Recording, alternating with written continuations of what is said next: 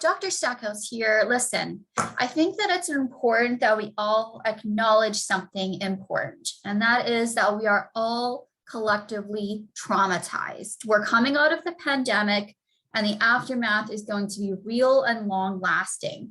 Trauma is defined by the APA as some sort of terrible or distressing emotional experience to some sort of phenomenon. And I think we can all agree that the pandemic, fits that definition.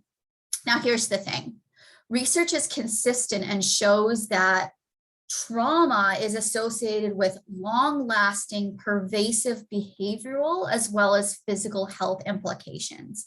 And, indeed, the research coming out from the pandemic is showing that people in general are less empathetic towards others. We're more angry, we're more easily triggered, and anxiety and depression are similarly on the rise. So I think it's just about time that we acknowledge that we do have this collective trauma so that we can move forward and deal with it.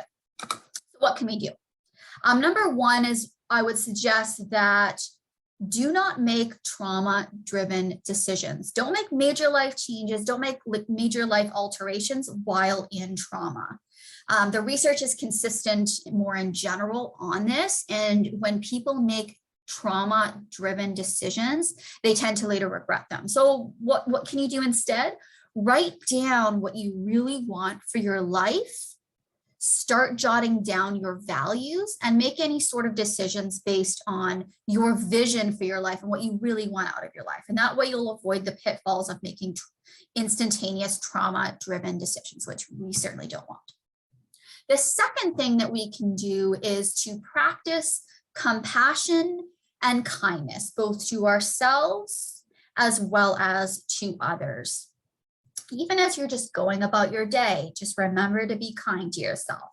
For example, as you're walking through a doorway, that can be your cue for yourself to take a deep breath and say to yourself, I wish to be free from suffering. Or you can think about others. I wish others to be free from suffering. And this is just a way to practice that self-care and that self-compassion. And research is pretty consistent that self-compassion does help from a mental health standpoint.